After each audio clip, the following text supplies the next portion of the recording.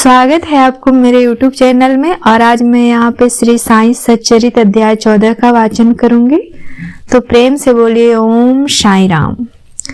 अध्याय 14 का शीर्षक है नांदेड़ के रतन जी वाडिया संत मौला साहब दक्षिण मीमांसा।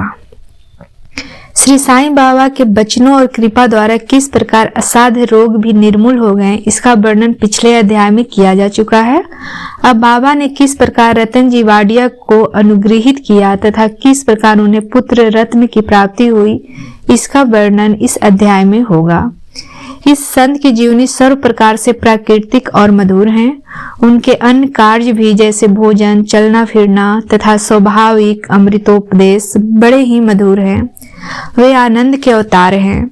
इस परमानंद का उन्होंने अपने भक्तों को भी रसास्वादन कराया और इसलिए उन्हें उनकी चिर स्मृति बनी रही। भिन्न भिन्न प्रकार के कर्म और कर्तव्यों की अनेक कथाएं भक्तों को उनके द्वारा प्राप्त हुई, जिससे वे सत्य मार्ग का अवलंबन करें और वे सदैव जागरूक रहकर अपने जीवन का परम लक्ष्य आत्मानुभूति या ईश्वर दर्शन अवश्य प्राप्त करें। पिछले जन्मों के शुभ कर्मों के फलस्वरूप ही यह देह प्राप्त हुई है और उसकी सार्थकता तभी है जब उसकी सहायता से हम इस जीवन में भक्ति और मोक्ष प्राप्त कर सकें। हमें अपने अंत और जीवन के लक्ष्य हेतु सदैव सावधान तथा तत्पर रहना चाहिए। यदि तुम नित्य श्री साईं की लीलाओं का श्रवण करोगे तो तुम्हें उनका सदैव दर्शन होता रहेगा। दिन रात उनका हृदय में स्मरण करते रहो। इस प्रकार आचरण करने से मन की चंचलता शीघ्र नष्ट हो जाएगी। यदि इसका निरंतर अभ्यास किया गया तो तुम्हें चैतन्य धन से अभिन्नता प्राप्त हो जाएगी। नांदेड़ के रतन जी। अब हम इस अध्याय की मूल कथा वर्णन करते हैं। नांदेड़ यानी निजाम रियासत में रतन जी सापुर जी वाडिया नाम के एक प्रसिद्ध व्यापारी रहते थे। उन्होंने व्यापार में यथेष्ट धन राशि संग्रह कर ली थी। उनके पास अतुलनीय संपत्ति, खेत और चरोहर तथा कई प्रकार के पशु, घोड़े, गधे, खच्चर आदि और गाड़ियां भी थीं। वे अत्यंत भाग्यशाली थे।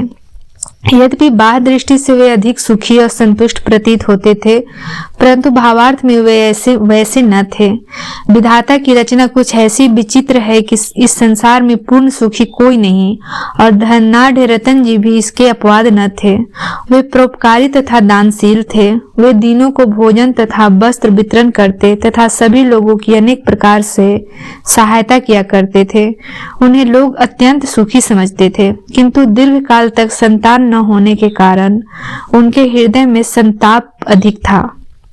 जिस प्रकार प्रेम तथा भक्ति रहित कीर्तन, बाग रहित संगीत, यज्ञोपवीत रहित ब्राह्मण, व्यवहारिक ज्ञान रहित कलाकार, पश्चाताप रहित तीर्थयात्रा, कंठमाला रहित अलंकार उत्तम प्रतीत नहीं होते, उसी प्रकार संतान रहित गृहस्थ का घर भी सूना ही रहता है।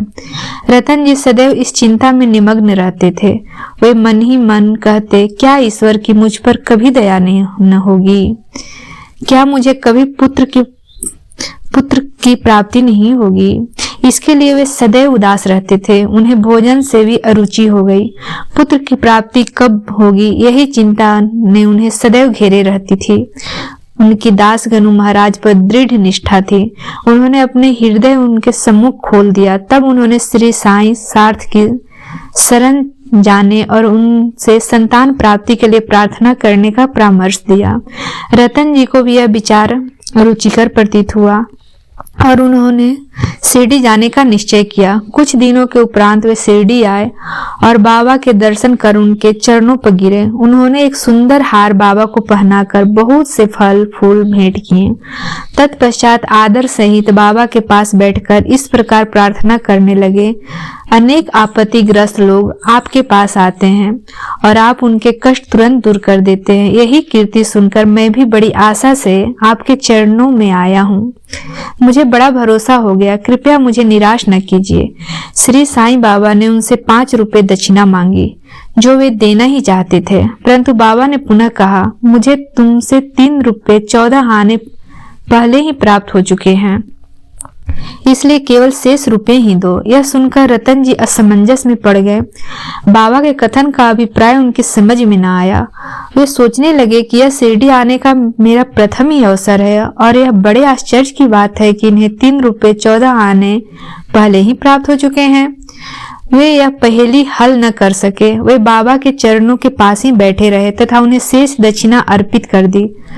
उन्होंने अपने आगमन का हेतु बतलाया और पुत्र रथ प्राप्ति की प्रार्थना की। बाबा को दया आ गई। वे बोले, चिंता त्याग दे, अब तुम्हारे दुर्दिन समाप्त हो गए हैं। इसके बाद बाबा ने उदी देकर अपना वरद हस्त उनके मस्तक पर रखकर कहा, अल्लाह तुम्हारी इच्छा पूरी करेगा। बाबा की अनुमति प्राप्त कर रतन जी नांदेड़ लौट आए और शिरडी में जो कुछ हुआ उसे दासगणों को सुनाया। रतन जी ने कहा, यह सब कार्य ठीक ही रहा। बाबा के शुभ दर्शन हुए, उनका आशीर्वाद और प्रसाद भी प्राप्त हुआ, परंतु वहां की एक बात समझ में नहीं आई। वहां पर बाबा ने कहा कि मुझे 3 रुपए 14 आने पहले ही प्राप्त हो चुके हैं। कृपया समझाइए कि इसका क्या अर्थ है। इससे पूर्व मैं शिरडी कभी भी नहीं गया, फिर बाबा को वे रुपए कैसे प्राप्त हो गए जिसका उन्होंने उल्लेख किया। दासगणों के लिए भी यह एक पहेली ही थी। बहुत दिनों तक वे इस पर विचार करते रहे।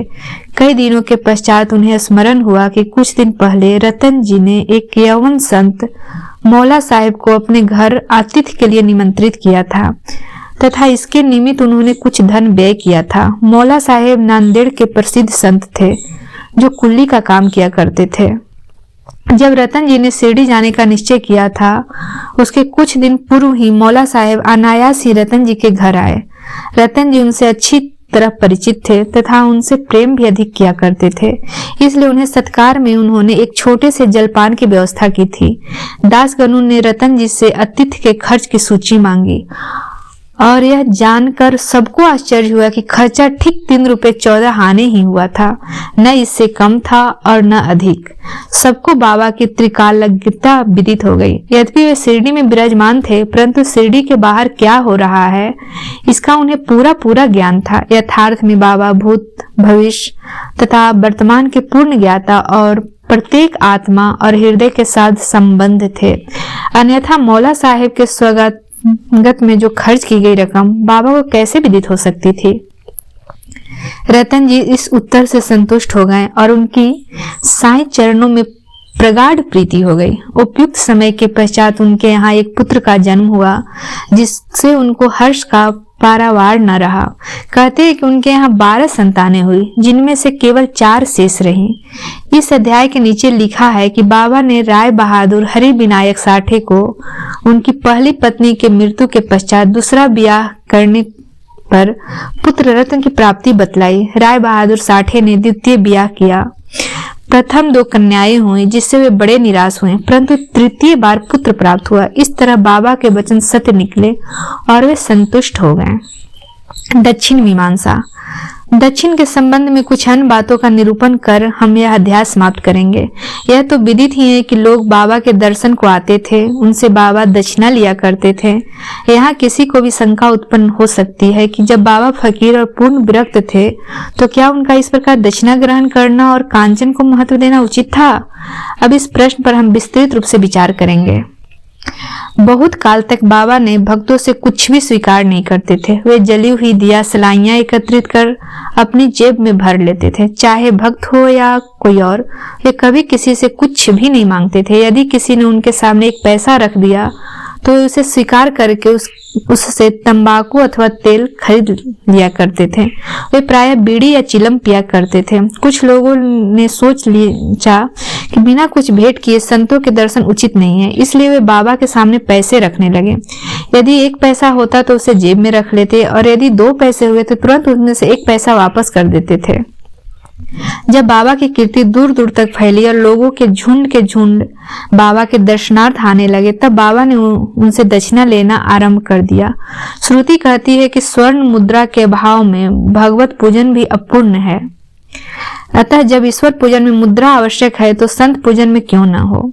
इसलिए शास्त्रों में कहा कि ईश्वर, राजा, संत या गुरु के दर्शन अर्थात अपनी सामर्थ्य अनुसार बिना कुछ अर्पण किए कभी न करना चाहिए। उन्हें क्या भेंट दी जाए, अधिकतर मुद्रा या धन, इस संबंध में उपनिषदों में वर्णन नियमों का अवलोकन करें।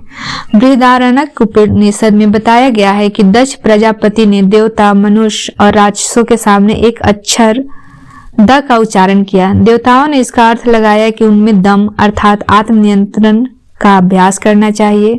मनुष्यों ने समझा कि उन्हें दान का अभ्यास करना चाहिए और राक्षसों ने सोचा कि हमें दया का अभ्यास करना चाहिए। मनुष्यों को दान की सलाह दी गई। तैत्तिरीय उपनिषद में दान व अन्य सत्व गुणों को अभ्यास में लाने की बात कही गई है। दान के संबंध में लिखा है, विश्वास पूर्वक दान करो, उसके बिना दान व्यर्थ है। उदार हृदय और विनम्र बनकर आदर और सहानुभूति पूर्वक दान करो। भक्तों को कांचन त्याग का पाठ पढ़ाने और उनकी आसक्ति दूर करने तथा चित्त शुद्ध कराने के लिए ही बाबा सबसे दक्षिणा लिया करते थे। परंतु उनकी एक विशेषता भी थी। बाबा कहा करते थे कि जो भी मैं स्वीकार करता हूँ मुझे उसके सद्गुणों से अधिक वापस करना पड़ता है। इसके अनेक प्रमाण हैं। एक घटना, श्री गणपतराव बोडस प्रसिद्ध कलाकार अपनी आत्मकथा में लिखते हैं कि बाबा के बार बार आग्रह करने पर उन्होंने अपने रुपयों की थैली उनके सामने उड़ेल दी। श्री बोडस लिखते हैं कि इसका परिणाम यह हुआ कि जीवन में फिर उन्हें धन का कभी अभाव न हुआ तथा प्रचुर मात्रा में लाभ ही होता रहा। इसका एक भिन्न अर्थ भी है। अनेकों बार बाबा ने किसी प्रकार की दक्षिणा स्वीकार भी नहीं की। इसके दो उदाहरण हैं। बाबा ने प्रोफेसर सीके नारके से 15 रुपए दक्षिणा मांगी। वे प्रत्युत्तर में बोले कि मेरे पास तो एक पाई नहीं है। तब बाबा ने कहा, मैं जानता हूं तुम्हारे पास कोई द्रव्य नहीं है, परंतु तुम योग वशिष्ठ का अध्ययन करते हो, उसमें से ही दक्षिणा दो। यहाँ दक्षिणा का अर्थ पुस्तक से सच्चा ग्रहण कर हृदय गम करना, जो कि बाबा का निवास स्थान है। एक दूसरी घटना में तो उन्होंने एक महिला श्रीमती R.A. तरखड़ से 6 रुपए दक्षिणा मांगी थी। महिला बहुत दुखी हुई क्योंकि उनके पास देने को कुछ भी नहीं था। उनके पति ने उन्हें समझाया कि बाबा का अर्थ तो सडीपुओं से है, उन्हें बाबा को समर्पित कर देना चाहिए। बाबा इस अर्थ से सहमत हो गए। यह ध्यान देने योग्य है कि बाबा के पास दक्षिणा के रूप में बहुत सा द्रव्य एकत्रित हो जाता था। सब द्रव्य वे उसी दिन व्यय कर देते और दूसरे दिन फिर सदैव की भांति निर्धन बन जाते थे। जब उन्होंने महासमाधि ली तो 10 वर्ष तक हजारों रुपया दक्षिणा मिलने पर भी उनके पास स्वल्प राशि ही शेष थी। संक्षेप में दक्षिणा लेने का मुख्य ध्येय तो भक्तों को केवल शुद्धिकरण का पाठ ही सिखाना था। दक्षिणा का मर्म।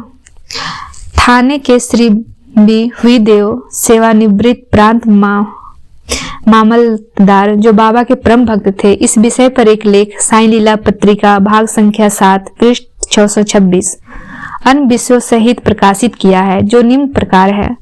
बाबा प्रत्येक से दक्षिणा नहीं लेते थे। यदि बाबा के बिना मांगे किसी ने दक्षिणा भेंट की तो वे कभी तो स्वीकार कर लेते थे और कभी अस्वीकार भी कर देते थे। वे केवल भक्तों से ही कुछ मांगा करते थे। उन्होंने उन लोगों से कभी कुछ न मांगा जो सोचते थे कि बाबा के मांगने पर ही दक्षिणा देंगे। यदि किसी ने उनकी इच्छा के विरुद्ध दक्षिणा दे दी तो वे वहां से उसे उठने को कह देते थे। वे यथा योग्य राशि भक्तों की इच्छा, भक्ति और सुविधा के अनुसार ही उनसे मांगा करते थे। स्त्री और बालकों से भी वे दक्षिणा ले लेते थे। उन्होंने सभी धनाढ़ और निर्धनों से कभी दक्षिणा नहीं मांगी। बाबा के मांगने पर भी जिन्होंने दक्षिणा न दी उनसे वे कभी क्रोधित नहीं हुए। यदि किसी मित्र द्वारा उन्हें दक्षिणा भिजवाई गई होती और उसका स्मरण न रहता तो बाबा किसी न किसी प्रकार उसे स्मरण कराकर वह दक्षिणा ले लेते थे। कुछ अवसरों पर वे दक्षिणा की राशि में से कुछ अंश लौटा भी देते थे और देने वाले को संभाल कर रखने या पूजन में रखने के लिए कह देते थे। इससे दाता या भक्त को बहुत लाभ पहुंचता था। यदि किसी ने अपनी इच्छा राशि से अधिक भेंट की तो वह अधिक राशि लौटा देते थे। किसी से तो वे उसकी इच्छित राशि से भी अधिक मांग बैठते थे और यदि उसके पास नहीं होती तो दूसरे से उधार लेने या दूसरे से मांगने को भी कहते थे। किसी से तो दिन में 3-4 बार दक्षिणा मांगा करते थे। दक्षिणा में एकत्रित राशि से वे बाबा अपने लिए बहुत थोड़ा खर्च किया करते थे, जैसे चिलम, पीने के तंबाकू और धुनी के लिए लकड़ियां, मूल लेने के लिए आदि। शेष अन्य व्यक्तियों को विभिन्न राशियों में भिक्षा स्वरूप दे देते थे। शिरडी संस्थान की समस्त सामग्रियां राधा कृष्ण माई की प्रेरणा से ही धनी भक्तों ने एकत्र की थी। अधिक मूल्य वाले पदार्थ लाने वाले उससे बाबा अति क्रोधित हो जाते और अब शब्द कहने लगते। उन्होंने श्री नाना साहेब चांदोरकर से कहा कि मेरी संपत्ति केवल एक कौपीन और टमरेल है। लोग बिना कारण ही मूल्यवान पदार्थ लाकर मुझे दुखित करते हैं। कामिनी और कांचन मार्ग में दो मुख्य बाधाएं हैं और बाबा ने इसके लिए 2 पाठशालाएं खोली थी, यथा दक्षिणा ग्रहण करना और राधा कृष्ण माई के यहाँ भेजना। इस बात की परीक्षा करने के लिए क्या उनके भक्तों ने इन आसक्तियों से छुटकारा पा लिया है या नहीं, इसलिए जब कोई आता तो वे उनसे साला में राधा कृष्ण माई के घर जाने को कहते। यदि वे इन परीक्षाओं में उत्तीर्ण हो गए, अर्थात यह सिद्ध किया कि वे कामनी और कंचन की आसक्ति से विरक्त हैं, तो बाबा की कृपा और आशीर्वाद से उनकी आध्यात्मिक उन्नति निश्चय ही हो जाती थी। श्री देव ने गीता और उपनिषद से घटनाएं उद्धृत की है और कहते हैं कि किसी तीर्थ स्थान में किसी पूज्य संत को दिया हुआ दान दाता को बहुत कल्याणकारी होता है। शिरडी और शिरडी के प्रमुख देवता साईं बाबा से पवित्र और है ही क्या। श्री सद्गुरु साईनाथार्पणम अस्तु शुभम भवतु। ओम साई राम। अगर वीडियो अच्छी लगी हो तो कमेंट में ओम साई राम जरूर लिखें और मेरे चैनल को लाइक शेयर एंड सब्सक्राइब जरूर करें।